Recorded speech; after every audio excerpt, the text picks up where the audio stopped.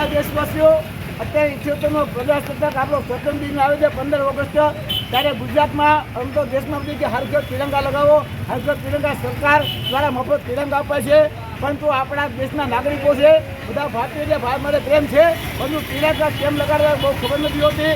ખાસ તો જે તે મહાનગરપાલિકા, નગરપાલિકા, ગ્રામ પંચાયત કે અમુક એના કર્મચારીઓ જ્યાં ત્યાં જેમ તેમ આડા તિરંગા લગાડે છે. બીજા આપણા ભારતીય વેપારી હોય એને ખબર નથી હોતી કોણ લગાડી ગયું. તો આપ જુઓ હવે આડા તિરંગા છે એમ મને એવું જાણવા મળ્યું છે કે બીજા લોકો લગાડી જાય છે. બધું ખરેખર તિરંગા એટલે આસમાન હોવું જોઈએ. મહેરબાની કરી ભારતીયોને તમામને વિનંતી, ખાસ તો ગુજરાત તિરંગા લગાડો, ના લગાડો કાંઈ નહીં. કોઈ પણ ધર્મ કે કોઈ પણ રાજકીય પક્ષ એની જેટલી આડાવડી હોય, રાષ્ટ્ર જોગ તો આસમાન ની તરફ હોવો જોઈએ. કે છે એટલે આડા તિરંગા માટે વહીવટી તંત્ર પણ એનો જવાબદાર છે, અને પોલીસ ડિપાર્ટમેન્ટ વહીવટી તંત્ર મફત તિરંગા આપે છે એનો પણ